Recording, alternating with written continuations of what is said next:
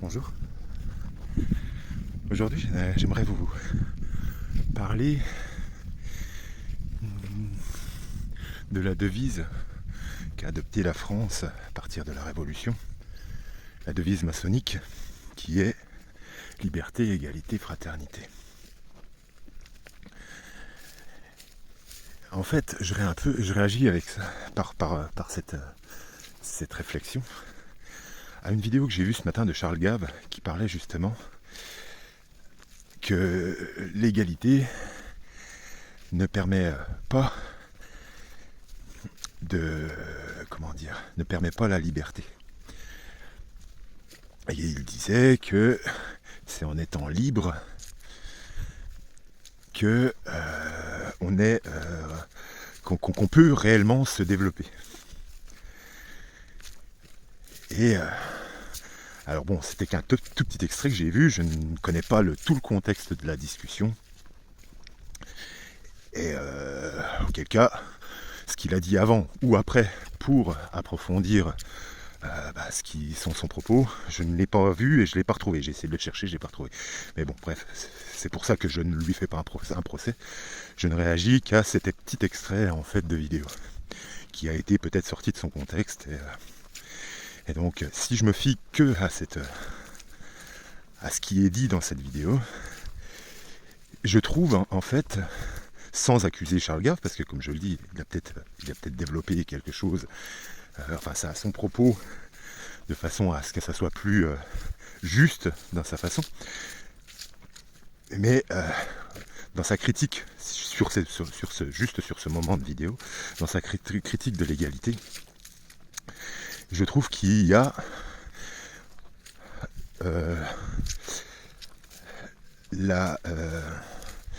qu'on oublie en fait que selon l'endroit où on s'incarne, dans quelle famille, dans quel environnement, dans quel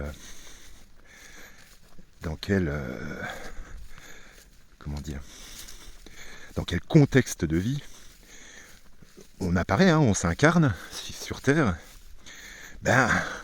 déjà à partir de là, dans quel contexte de santé aussi on se trouve, dans quelle hérédité de santé on hérite de sa famille, là justement, en effet, l'égalité, elle est déjà pas pareille pour tout le monde.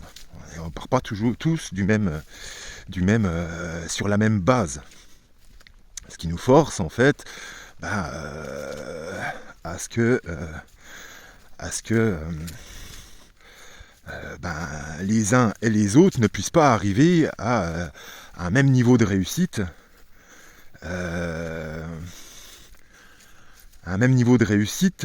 les uns comparés aux autres. À partir du moment où on démarre déjà avec une marge d'avance, c'est quand même beaucoup plus compliqué de rattraper le retard quand on commence déjà avec du retard par rapport au contexte de vie dans lequel on apparaît sur cette terre. Si on vit dans une famille riche qui a déjà un carnet d'adresses bien fourni, où les connexions pour pouvoir faire telle chose ou telle chose, les moyens financiers dans ce monde qui tourne avec un système monétaire, si on a déjà ce genre de choses-là, on ne démarre pas à la même échelle que quelqu'un qui rentre dans sa vie dans une famille pauvre. C'est logique, quoi. C'est logique. Et si on se réfère justement qu'à cette petite partie de cet extrait de vidéo de Charles Gave, ça extrait complètement cette notion-là de départ. Et moi, ce que je voudrais ajouter à sa réflexion, c'est justement que celui qui, en effet, réussit parce que la liberté lui a permis d'en arriver, de trouver son chemin, de trouver sa voie, de trouver le projet pour lequel il était fait. C'est la liberté, en effet, qui permet ça. Pas l'égalité, on est d'accord. Mais si on veut être extrêmement juste, dans notre façon de penser, et que on est conscient que chacun d'entre nous ne démarrons pas de la même façon, je pense que si on veut vivre de façon juste, ceux qui réussissent dans leur projet pour lequel ils ont à faire, donc qui ont du succès, et donc avec le succès, qui ont les moyens qui se développent avec, si de façon équitable, ils ne redistribuent pas le fruit de son succès, le surplus du fruit de son succès, aux personnes les plus faibles, qui partent avec un retard, eh ben, il y a le déséquilibre qui se crée. Il y a le déséquilibre qui se crée. Et c'est ce que je pense. Alors, je me trompe peut-être, hein, mais je pense en fait que beaucoup, sans mettre tout le monde dans le même panier, beaucoup des gens qui ont du succès, qui réussissent dans leur projet de vie, qui ont trouvé leur voie, ce pourquoi ils étaient faits, et ce pourquoi ils se sont incarnés sur Terre,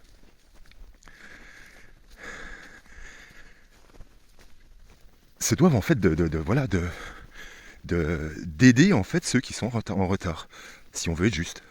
Si on veut être juste. Faut être conscient que tout le monde ne part pas du même endroit, et en fonction de ça, eh ben voilà, les surplus de ce qui nous permet pas de, d'avancer plus en fait. Je parle d'un surplus, c'est ce qu'on n'a pas réellement besoin en fait, essentiellement besoin pour progresser dans notre projet de vie. Et bien ce surplus-là, il faut le remettre obligatoirement, par son propre choix, si on veut être juste, dans le bien commun. Dans le bien commun. Charles Gaff, c'est un économiste. Il parle en termes d'argent. Moi, je suis persuadé que dans un monde où ceux qui démarrent avec un peu d'avance, qui se donnent les moyens de trouver leur chemin, trouvent leur chemin, réussissent dans leur chemin, puisque c'est leur chemin pour lequel ils ont été faits. Sans argent, c'est toujours la même chose. Si tu redistribues tes surplus, t'as pas besoin d'argent. T'as pas besoin d'argent pour faire ça. T'as pas besoin de faire de tout une marchandise pour redistribuer le surplus de ta réussite. Il n'y a pas besoin d'un système monétaire pour faire ça. À partir du moment où on produit déjà aux besoins essentiels, c'est-à-dire que toute personne qui naît sur Terre bénéficie obligatoirement de la base qui permet de vivre sainement. C'est ça, moi, qui me semblait être le royaume de Dieu. C'est à partir du moment où tout le monde, dès sa naissance, bénéficie de cette base-là. Pour moi, après cette base,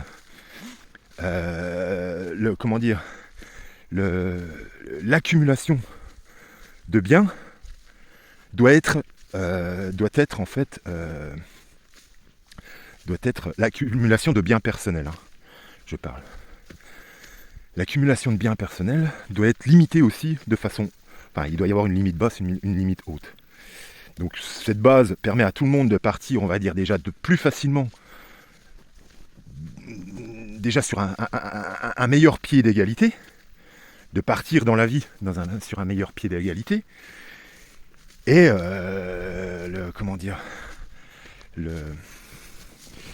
le contexte familial dans laquelle cette base-là doit permettre, ça doit être quelque chose déjà qui doit être défini par le peuple. C'est une base qui permet une vie saine, c'est-à-dire en termes de nourriture, en termes de logement, en termes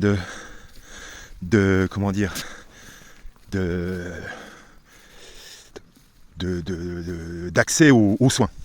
Pour moi, ça, c'est les trois piliers, les trois axes qui doivent permettre de définir une base à offrir à n'importe quel citoyen, à n'importe quel membre d'une nation, dès son arrivée sur Terre,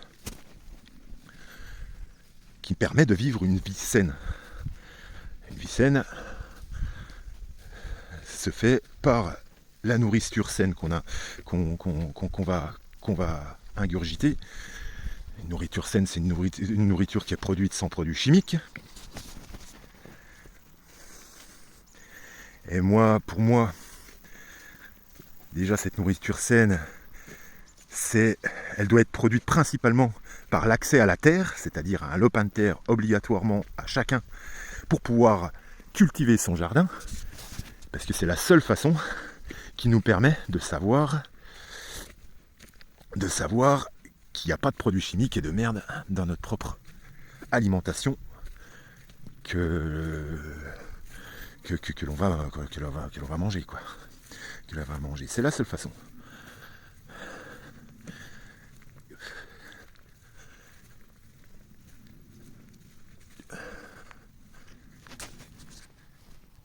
Regardez la belle vue que j'ai ici. Une vue dominante en fait sur la petite vallée de là où j'habite. Enfin moi j'habite plutôt du côté là. Et là on a une belle vue de là où je suis. Donc oui, l'accès à la bonne nourriture, pour moi c'est déjà l'accès à un lopin de terre qui nous permet, à chacun, qui nous permet de produire notre propre alimentation. Ça commence par là. Pour moi, la base, c'est de refaire chacun d'entre nous notre jardin. Pour ceux qui veulent manger de la viande, d'avoir un petit lopin de terre nécessaire pour pouvoir élever un mouton,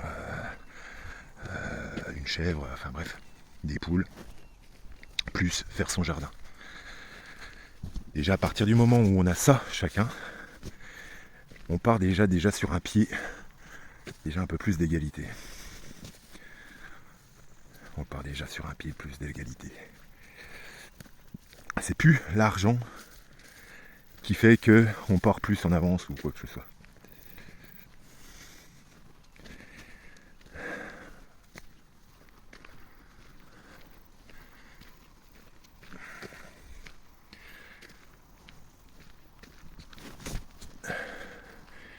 Et quand on partage nos surplus, ça part déjà nos surplus de jardin. Au bout d'un moment, on sait à peu près ce qu'on mange dans une année. On garde une toute petite marge au cas où, pour pouvoir inviter des gens à manger. Enfin bref. Et puis vraiment le gros surplus, hop, on le remet dans le bien commun. Et on agit comme ça pour toute chose que l'on produit. Si on est artisan, on va créer des choses déjà au besoin. Dans son village, si quelqu'un a besoin d'un meuble, celui qui est artisan menuisier va produire ce meuble en collaboration avec la personne qui en a besoin pour que ça corresponde vraiment à son besoin et son envie, qui est pas une uniformité dans les choses. Et ça pareil pour toutes les activités, quoi. Sans parler d'argent, sans rien. On produit aux besoins essentiels et machin. Et après, si on a envie de faire plus, on fait plus et on met dans le bien commun. On ne produit plus pour amasser de l'argent. Mais bon, déjà rien que produire pour le bien commun et pour le besoin, déjà pour produire pour le besoin, je pense que déjà ça nous prend déjà une bonne partie de la journée avec son propre jardin et cultiver son propre jardin.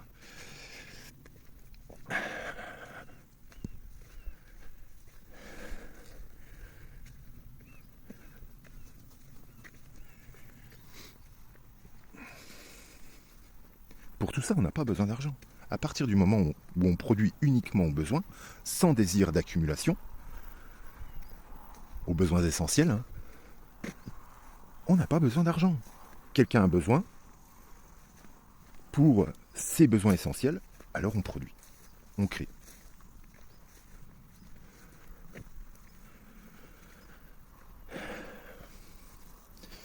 Donc liberté, égalité, fraternité. La devise maçonnique de la Révolution. Cette devise de la République qui est le système du diable, le système de la division. Donc la liberté, ouais. Mais la liberté guidée par Dieu. Pas ce petit Dieu, Seigneur de ce monde, qui soumet ses soi-disant enfants, qui ne sont pas les siens, ces soi-disant enfants qu'il essaye de détourner de Dieu, du vrai Dieu, celui qui s'écrit D-I-E-U en lettres majuscules, et qui n'est pas un seigneur, qui ne soumet pas ses enfants, qui ne met pas à genoux ses enfants.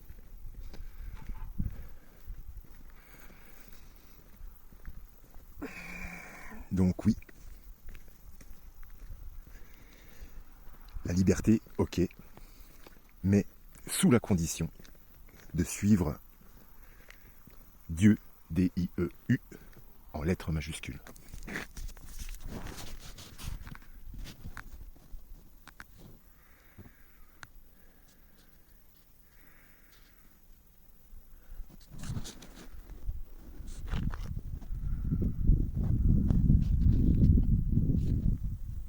Pardon, j'ai eu un truc bizarre qui s'est passé avec mon téléphone.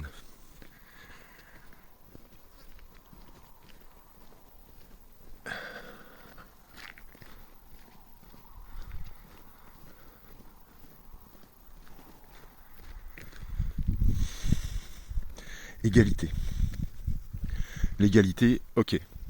Si l'égalité ne permet pas... Je vais essayer de passer par là, on verra bien si je peux rejoindre chez moi. Parce qu'après c'est plus que de la route et c'est pas intéressant comme chemin.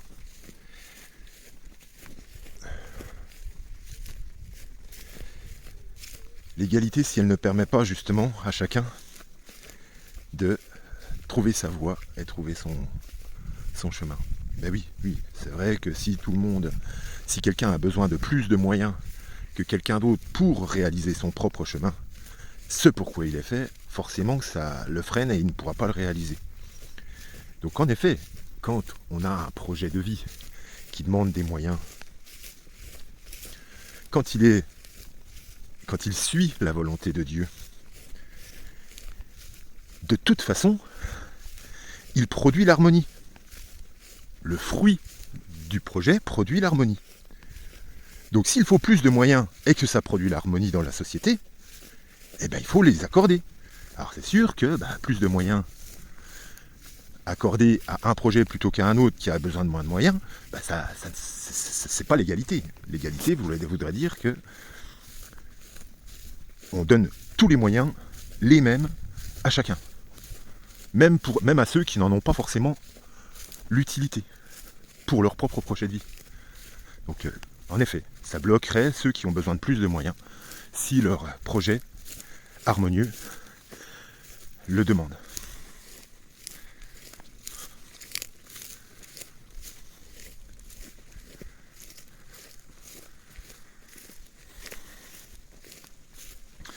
Donc l'égalité, pour moi, elle doit être seulement à la base, et c'est là où je suis Charles Gave,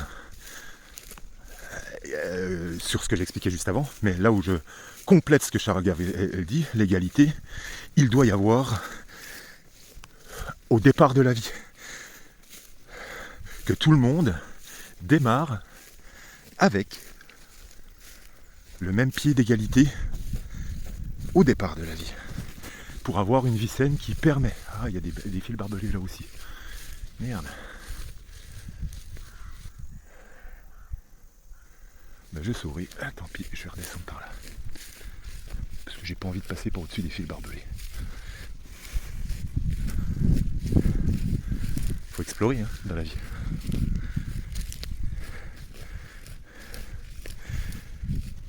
Une fois que cette base-là est faite, je pense que l'héritage des biens, à partir du moment où il y a une accumulation de biens maximum qui est autorisée, qui n'est pas beaucoup plus haute que l'accumulation de biens minimum autorisée dans un système humain, déjà premièrement on part, il n'y a plus de problème d'avantage de succession. Des familles qui vivent enfin des gens qui naissent dans des familles qui sont plus aisées, qui ont plus de facilité. Donc on part de la même base. Et après, en effet, de cette même base, qui est approximativement la même, et bien chacun va développer, chercher son projet de vie pour lequel il est fait, et va le développer.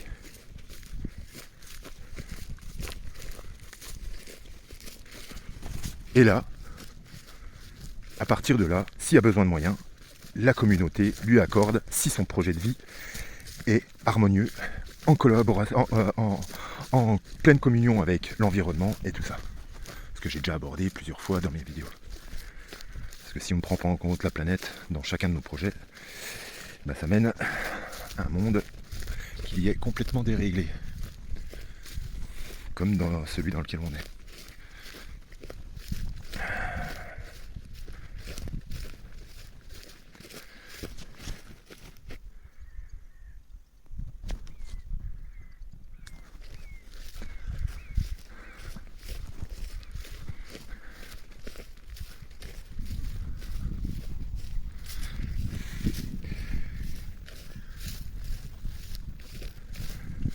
Donc la liberté, je ne sais plus si j'avais abordé le mot, mais oui, la liberté en effet. La liberté, ah oui, si je l'avais abordé en disant qu'il fallait, qu'elle est nécessaire, oui, mais dans le sens où elle suit la volonté de Dieu. C'est qu'elle suit les conseils de Dieu pour que nos projets produisent un fruit, créent un fruit, portent un fruit, pour la façon d'être plus juste dans les termes employés, qui soit harmonieux, qui soit en correspondance avec sa création. L'égalité, je l'ai fait, et la fraternité,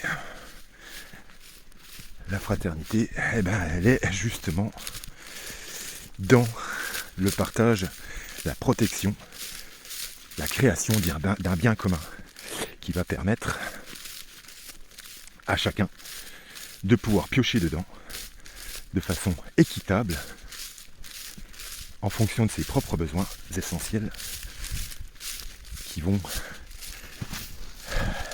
nous aider à développer ce projet de vie qui est en harmonie avec la création de Dieu, va nous permettre de piocher dedans de façon équitable et réfléchie. Ce que ne permet pas l'argent qui n'est pas contrôlé comme actuellement.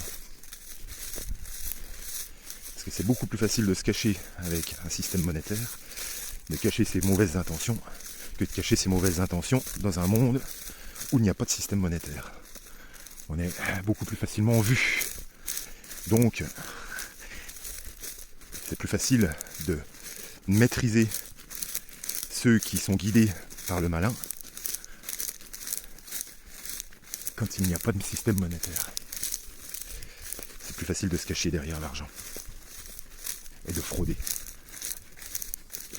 Voilà ce que je voulais aborder sur ce sujet de l'égalité, liberté, égalité, fraternité, cette devise maçonnique, cette devise du diable, enfin, adoptée par le système du diable qui est la République.